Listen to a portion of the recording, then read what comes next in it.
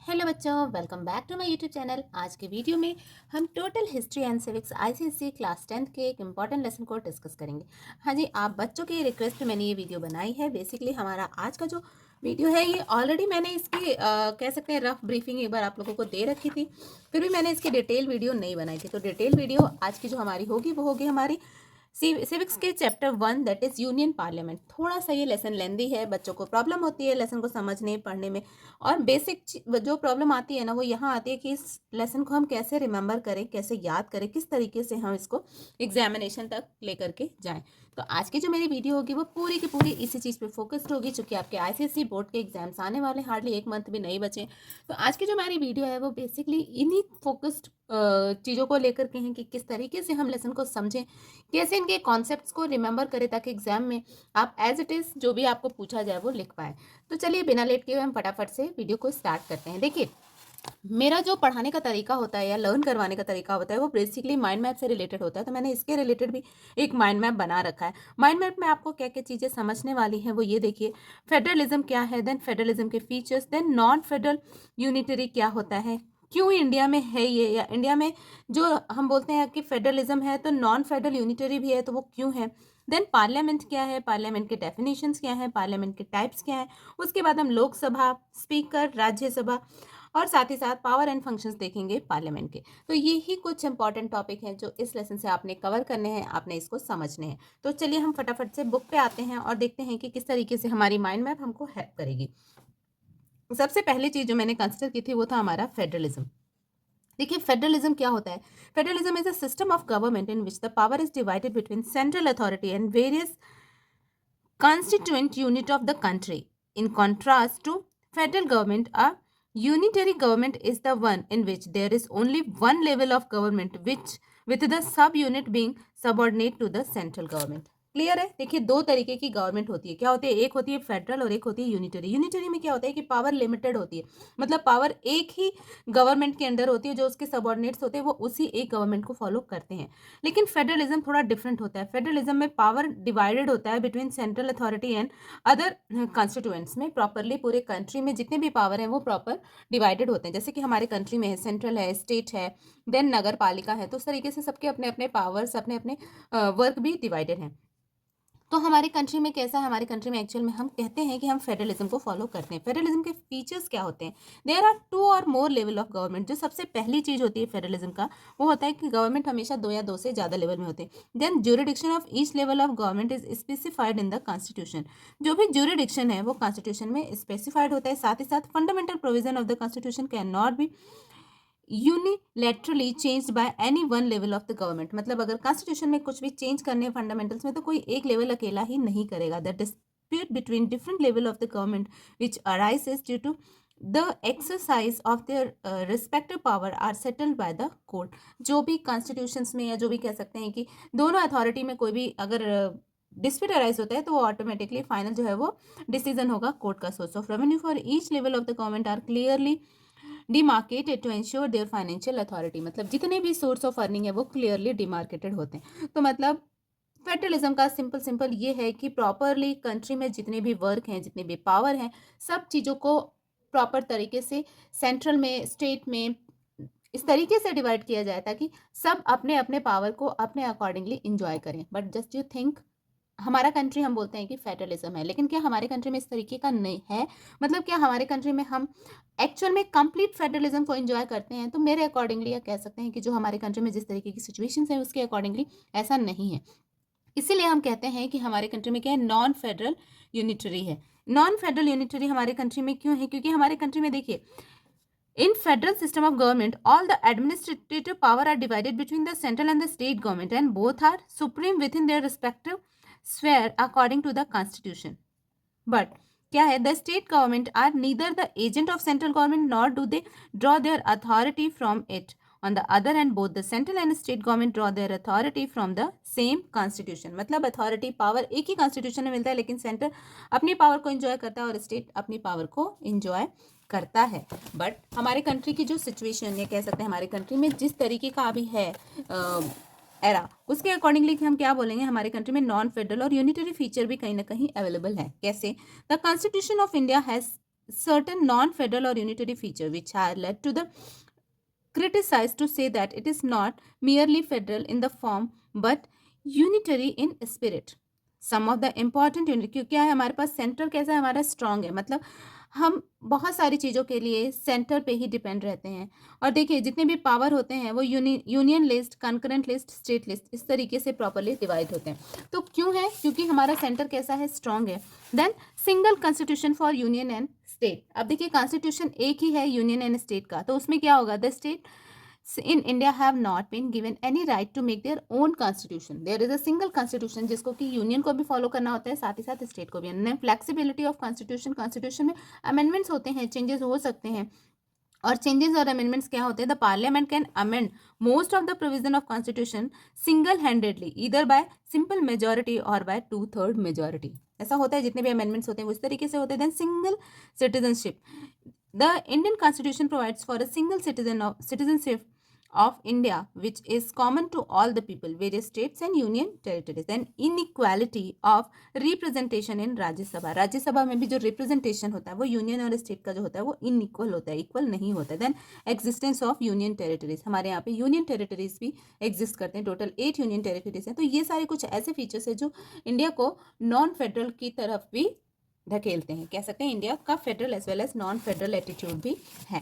तो अभी हमने क्या क्या चीज़ें डिस्कस की, अभी हमने फेडरलिज्म समझा, फेडरलिज्म क्या होता है, फेडरलिज्म के हमने कितने 5 फीचर्स देखे, फेडरलिज्म के फीचर्स के बाद हमने देखा नॉन फेडरल, वाई इंडिया में नॉन फेडरल है। तो आई थिंक ये तीनों पॉइंट्स आप लोगों को क्लियर हो गए होंगे। अब हम चलिए बात करते हैं। देखिए अभी फेडरलिज्म हमने समझ लिया, कॉन्स्टिट्यूशन हमने समझा कि क्या होता है, कॉन्स्टिट्यूशन में ही सारे रूल्स, सारे रेगुलेशन हमारे कंट्री के अकॉर्डिंगली लिखे होते हैं। बट अब बात ये आती है कि कॉन्स्टिट्यूशन में जो चीज़ें हैं उसमें अमेंडमेंट्स वगैरह कैसे होते हैं। तो अमेंडमेंट्स भी हमने अभी ऊपर थोड़ा बहुत पढ़ा, समझा कि हमेशा हम लोकसभा में जाते हैं, लोकसभा में चीज़ों को रखा जाता है, जो भी प्रपोजल्स होते हैं उनको प्रेजेंट किया जाता है और प्रेजेंट करने के बाद वहाँ पे 2/3 या मेजोरिटी से जब वो प्रपोजल अग्री होता है तो उसको पास कर लेते हैं। तो उसी तरीके से अब हम डिस्कस करेंगे लोकसभा क्या होता है, राज्यसभा क्या होता है, और लोकसभा राज्यसभा के स्पीकर्स क्या काम करते हैं। देखिए बच्चों बेसिकली ना कहने को है कि ये लेसन बहुत छोटा है और बहुत अच्छा है, बट इस लेसन में कुछ कुछ चीज़ें हैं जो आपने समझने की है। फेडरलिज्म में सिर्फ इतनी चीज़ अगर आप स्क्रीनशॉट लेके रखना चाहें तो रख सकते हैं, सिर्फ इतना आप समझ लेंगे तो federalism you can easily right. Federalism के फीचर्स के लिए दिस मच इज इनफ, ये आपके 5 फीचर्स हैं जो आपको मैंने शॉर्ट में करके यहाँ पे लिख दिए हैं, इनको आप इजीली कर सकते हो। नॉन फेडरल का हमने देख लिया 5-6 पॉइंट्स क्या होता है। अब बात आती है कि हमारे यहाँ जो पार्लियामेंट है वो कैसा है, किस तरीके से एग्जिस्ट करता है। अब देखिए पार्लियामेंट में बेसिकली क्या होता है, पार्लियामेंट में हम गवर्नमेंट के जो हमारे गवर्नमेंट ऑफ द यूनियन में सबसे ऊपर हमारे प्रेसिडेंट होते हैं, प्रेसिडेंट के बाद हमारे एग्जीक्यूटिव्स होते हैं, मतलब council of ministers and parliament. अब काउंसिल ऑफ मिनिस्टर्स हमने ऑलरेडी डिस्कस कर रखा है, इसलिए इसको हम बहुत डिटेल में नहीं जाते हैं। पार्लियामेंट में हम देखते हैं council of state and house of people. Council of state मतलब Rajya Sabha and house of people मतलब लोकसभा। काउंसिल ऑफ स्टेट के जो हमारे मेंबर्स होते हैं 250 से ज़्यादा नहीं होने चाहिए, वहीं काउंसिल ऑफ पीपल के हमारे जो मेंबर्स होते हैं वो 550 से ज़्यादा नहीं होने चाहिए। काउंसिल ऑफ स्टेट में नॉमिनेटेड 12 होते हैं और representative of state and union territories total होते हैं 238। वहीं अगर हम लोकसभा की बात करते हैं तो रिप्रेजेंटेटिव 530 होते हैं और रिप्रेजेंटेटिव ऑफ यूनियन टेरिटरीज होते हैं 20। क्लियर है यहाँ तक। अब हम बात करते हैं कि जो हमारे लोकसभा राज्यसभा है ये क्या चीज़ें हैं, क्या क्या इसमें हमको पढ़ना है। देखिए लोकसभा राज्यसभा में बेसिकली बच्चे कंफ्यूज होते हैं, तो इसमें बहुत ज़्यादा ग्रंथ आपको पढ़ने की ज़रूरत नहीं है। लोकसभा क्या है, हाउस ऑफ कह सकते हैं, पार्लियामेंट को हम लोकसभा कहते हैं। लोकसभा में क्या है, टर्म्स कितने हैं, मतलब कितने टाइम पीरियड के लिए लोकसभा में लोग जो हैं वो मेंबर बनते हैं, लोग इलेक्ट होते हैं, साथ ही साथ उनका कंपोजिशन कैसा है, क्वालिफिकेशन मेंबर्स की क्या है, डिस्क्वालिफिकेशन क्या है, वैकेंट सीट हो उस सिचुएशन में क्या करनी है। इतनी ही चीज़ें आपको लोकसभा में पढ़नी है और यही सेम चीज़ें आपको राज्यसभा में भी कवर करनी है। इसके अदर देन कुछ भी चीज़ याद रखने की ज़रूरत नहीं है, इतने से ही आपको क्वेश्चन आते हैं। अब हम चलिए फटाफट से लोकसभा और राज्यसभा के बारे में पढ़ लेते हैं। लोकसभा का सबसे पहले आपको मैंने बताया था टर्म्स हमने, according to the constitution the term of Lok Sabha is कितना 5 ईयर्स, 5 साल के लिए लोकसभा का टर्म हुआ था। However it can be dissolve before the expiry of nominal term by the president on the advice of prime minister. President चाहे तो इसको पहले भी डिसॉल्व कर सकते हैं प्राइम मिनिस्टर के एडवाइस पे, ठीक है। अब लोकसभा के हम टर्म्स समझ लिए। टर्म्स के बाद हम देखते हैं उसकी हमारी कंपोजिशन कैसी होती है। तो मैक्सिमम स्ट्रेंथ अभी हमने देखा, मैक्सिमम स्ट्रेंथ कितनी होती है लोकसभा की, लोकसभा की मैक्सिमम स्ट्रेंथ होती है 550। अब 550 जो मैक्सिमम स्ट्रेंथ होती है उसमें not more than 530 members shall represent the state, मतलब 530 जो है वो स्टेट्स को रिप्रेजेंट करेंगे, not more than 20 members shall represent the union territories, और यूनियन टेरिटरीज को 20 से ज़्यादा लोग रिप्रेजेंट नहीं करते हैं। ठीक है, तो ये कुछ हमारे जो क्या हो गए कंपोजिशन। अब बात आती है क्वालिफिकेशन की। देखिए क्वालिफिकेशन में मोर और लेस लोकसभा और राज्यसभा में एक ही होगा, थोड़ा बहुत एज वगैरह का डिफरेंस होता है, बाकी सारे पॉइंट्स वही रहते हैं। देखिए पहला क्वालिफिकेशन क्या होगा, he she should be an Indian citizen, वो वहाँ पे भी होगा। He she should be at least 25 years of age, यहाँ पे कितना है 25 ईयर्स ऑफ एज है। He she should have his name in the electoral roll in some part of the country, मतलब कंट्री के किसी पार्ट में भी इलेक्टोरल रोल में इनका नाम होना चाहिए। Should not be insolvent, insolvent दिवालिया घोषित नहीं होना चाहिए। He she should not hold any office of the profit under the government, किसी भी गवर्नमेंट के प्रॉफिटेबल पोजीशन पे उनको नहीं होना चाहिए। साथ ही साथ he she should not be proclaimed criminal, कोई भी प्रोक्लेम्ड क्रिमिनल नहीं होना चाहिए, और अनसाउंड माइंड नहीं होना चाहिए। तो ये कुछ बेसिक क्वालिफिकेशन है किसकी, for a person to become member of Lok Sabha. अब डिसक्वालिफिकेशन मतलब कौन नहीं बन सकता, तो जो क्वालिफिकेशन को पूरा नहीं करेगा वही डिसक्वालीफाई होगा। तो सेम चीज़ है, देखिए if he she should hold any office of the profit under the government, तो उसको नहीं बनाया जाएगा। अगर वो अनसाउंड माइंड है तो उसको नहीं बनाया जाएगा। अन डिस्चार्ज इंसॉल्वेंट है तो भी उसको नहीं बनाएंगे। Then he she should not a citizen of India, India का सिटीजन नहीं है तो भी, and disqualified by any law made by the parliament. तो ये सारी क्या है, जो हम क्वालिफिकेशन लिखे थे उसी का अपोजिट, जो क्वालिफिकेशन को पूरा नहीं किया वो सब डिस्क्वालीफाई हो गए। ठीक है, तो ये कुछ बेसिक चीज़ें हैं। आपने क्या क्या पढ़ा, टर्म्स पढ़ा, कंपोजिशन पढ़ा, क्वालिफिकेशन पढ़ा, डिस्क्वालिफिकेशन पढ़ा। अब बात आ जाती है हमारी वैकेंट सीट की। मान लीजिए कोई सीट खाली रह गई, तो उस केस में क्या होगा, सीट ऑफ मेंबर ऑफ इधर house of the parliament become vacant. कब का वेकेंट होता है, जब कोई मेंबर रिजाइन करता है, या फिर विदाउट परमिशन जो है 60 डेज से ज़्यादा पीरियड के लिए वो गायब रहता है, मीटिंग में नहीं आता है। Member become subject to any disqualification, किसी भी केस में डिस्क्वालीफाई हो जाते हैं। The person is already a member of state legislator is elected to the parliament, उस केस में भी। तो इसमें क्या होगा, if a person is disqualified from being a member on the ground of defection under the anti-defection law, according to the anti-defection law, when the member of the house gives up the membership of his her party to or vote against the direction given by the party to which he she belong, he she shall be disqualified from being a member of the house. तो क्या होगा, provided there is not a split in the party with at least 1/3 of its member. तो अब देखिए ये क्या हो गई, हमारी वैकेंट सीट की बात हो गई, समझ के। अब हम पार्लियामेंट को बाद में करते हैं, पहले हम एक बार कर लेते हैं हम लोकसभा को, राज्यसभा को कर लेते हैं, जिससे आपको ये लोकसभा और राज्यसभा साथ में करेंगे तो आपको क्लियर हो जाएगा दोनों का कॉन्सेप्ट। अब देखिए राज्यसभा क्या होता है, द अपर हाउस और the council of state is known as Rajya Sabha. It represent the federation of state of the Indian union. अब इनकी कंपोजिशन क्या होती है, राज्यसभा की स्ट्रेंथ होती है 250 मेंबर्स की। इसमें नॉमिनेटेड मेंबर्स कितने होते हैं, नॉमिनेटेड मेंबर्स 12 नंबर्स होते हैं।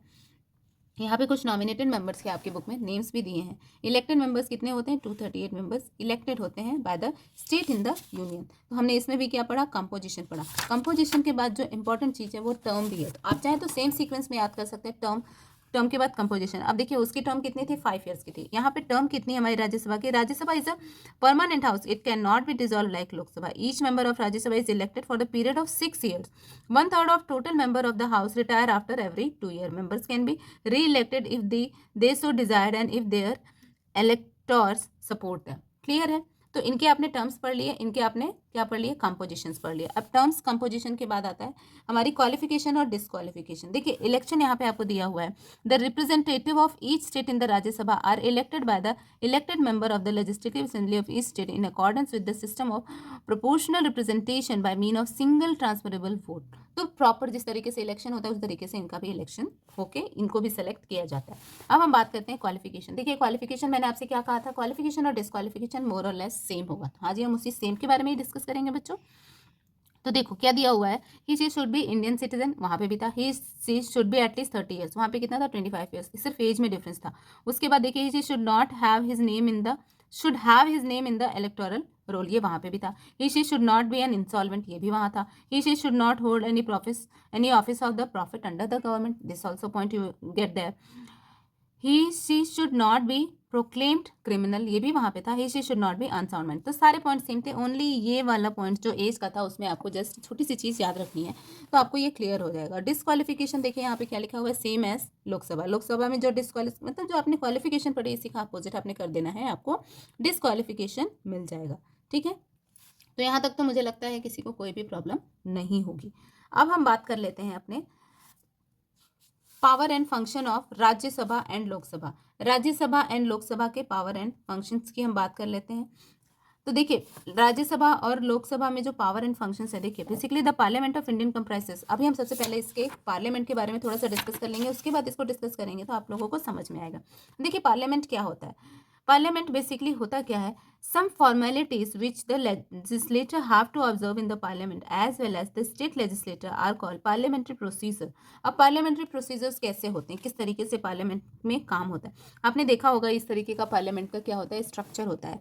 स्ट्रक्चर में बहुत सारे ना सेशंस होते हैं, कोरम होता है, 0 आवर होता है, एडजॉर्नमेंट होता है, देन मोशंस होते हैं, देन लेजिस्लेटिव प्रोसीजर्स होते हैं। तो बेसिकली हम वही सारी चीज़ों के बारे में यहाँ पे पढ़ रहे हैं। सेशंस कितने होते हैं, बेसिकली एक साल में 3 सेशंस पार्लियामेंट के होते हैं। और क्या होता है कि session shall be less than 6 month, मतलब कंजिक्यूटिव 6 मंथ के बीच में सेशन जरूर से जरूर होना चाहिए। बेसिकली हमारे जो सेशंस होते हैं, बजट सेशन होता है, मानसून सेशन होता है और विंटर सेशन होता है। क्वोरम कैसे होते हैं, quorum is the minimum number of members required to be present in order to enable the house to transit in its business. मतलब हाउस एक्टिव, हाउस को वैलिड, सेशन को वैलिड मानने के लिए मिनिमम नंबर्स की प्रेजेंस होनी चाहिए। Minimum number कितने होनी चाहिए, the क्वोरम of Lok Sabha and Rajya Sabha is 1/10 of the total membership of each house. दोनों हाउस के 1/10 लोगों को प्रेजेंट होना चाहिए। Then question our, first hour on every working day of the लोक सभा is reserve for questions unless otherwise decided by the speaker.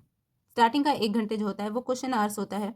Then इसको ही हम क्वेश्चन आवर करते हैं। यूजली स्टार्ट एट 11 AM, 11 से 12 बजे तक का क्वेश्चन आवर होता है। क्वेश्चन आवर के जस्ट बाद 0 hour refers to the period which begin at 12 o'clock soon after the question hour। Question hour के बाद कुछ क्वेरीज होती हैं, लोगों को कुछ क्वेश्चंस पूछने होते हैं, तो all type of question without any permission 0 hour में पूछ सकते हैं। देन टाइप ऑफ मोशन, तो motion is a formal proposal made by the member stating that the house should take up some particular matter which is of public importance. With the help of motion the members draw attention of the government to take a suitable action on a particular matter। clear?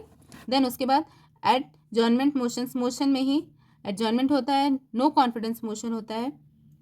तो adjournment motion क्या होता है, an adjournment motion means a proposal to lay aside all other business and take up a definite matter of urgent importance. जिस चीज़ की बहुत importance है, जो एक्चुअल में बहुत मेजर इम्पैक्ट डाल रही है कंट्री पे, जैसे कि कहीं कुछ फ्लड आ गया, टोरंटो है, कुछ बिग टेंशन है कंट्री के लिए, तो उसको ही हम एडजॉर्नमेंट मोशन में डिस्कस करते हैं। Then no confidence motion is a proposal expressing lack of confidence in the majority। The Council of Ministers is collectively responsible to entire Lok Sabha including the member of opposition।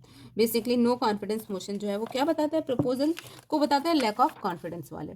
Then adjournment and propagation of the house। Adjournment of the house means suspension of the sitting of house by the speaker। speaker suspend भी करते हैं। Then propagation means termination of the session of the parliament. तो ये दोनों चीज़ें भी कौन कर सकता है, स्पीकर कर सकते हैं, speaker of Lok Sabha. The power of adjournment of house rest with the speaker और the chairman as the case B. अब देखिए, हाउस इज ऑल्सो एडजॉर्न कब, after the business for the day is over, जब दिन खत्म होता है तब करते हैं। Then when the death of sitting और x member of the house, या फिर when there is so much disorder in the house that it is difficult to conduct the business, और for want of quorum की demand हो जाए कि house को तुरंत अभी क्या किया जाए, सस्पेंड किया जाए। As and when the speaker find it necessary, जब भी स्पीकर को लगेगा तब। तो यहाँ तक आपको क्लियर हो गया। अब हम नेक्स्ट जो इम्पॉर्टेंट टॉपिक है वो है हमारा इसी का पावर और फंक्शन। देखिए, इसके पावर और फंक्शन यही हमारे सबसे इम्पॉर्टेंट और कह सकते हैं सबसे लास्ट टॉपिक है। हमारे कुछ लेजिस्लेटिव पावर होते हैं, देन हमारे फाइनेंशियल पावर होते हैं, एग्जीक्यूटिव पावर होते हैं, इलेक्ट्रल पावर होते हैं, जुडिशियल पावर होते हैं, कॉन्स्टिट्यूशनल पावर होते हैं। अब देखिए, लेजिस्लेटिव पावर में क्या होते हैं, जितने भी बिल्स, जैसे कि मनी बिल हो गया, कोई भी अदर फाइनेंशियल बिल हो गया, ये सारे बिल से रिलेटेड मैटर्स को डिस्कस करते हैं। Matters related to union list, concurrent list, residuary power, matters in the state list, ये सारे जो हैं ये हमारे लेजिस्लेटिव पावर के अंदर आते हैं। देन वहीं फाइनेंशियल पावर में कौन से आते हैं, फाइनेंशियल पावर में हमारे बजट रिलेटेड पावर आते हैं, मतलब बजट जो हमारे प्रेजेंट होते हैं उसको, then supplementary grants, then vote on account, salary, then permission for taxes, ये सारे। देन जुडिशरी मतलब क्या होता है, जुडिशरी मतलब ऑटोमेटिकली हमको समझ में आता है, जुडिशरी मतलब किस तरीके से अपने को डिसीजंस लेने हैं। तो जुडिशरी में हमारे आ जाएंगे basically impeachment of president, removal of जज, पनिशमेंट, ये सारे। देन ये हमारे कुछ इम्पॉर्टेंट पावर्स हैं जो कि टाइम टू टाइम एग्जीक्यूट करने होते हैं। अब बात आती है इलेक्टोरल फंक्शंस की।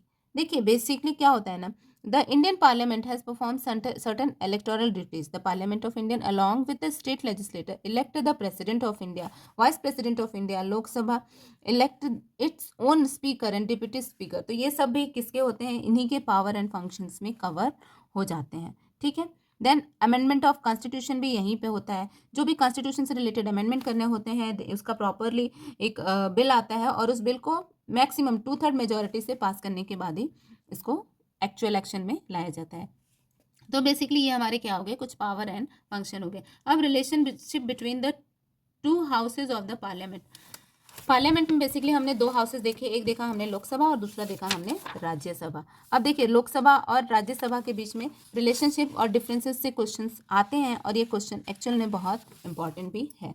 अब देखिए बेसिकली क्वेश्चन किस तरीके से आ सकते हैं या क्या चीज़ें आ सकती हैं, तो आप सब ने जानते ही होंगे। बेसिकली डिफरेंसेस पूछेगा, the parliament consist of two houses, participation and collaboration of both the house are needed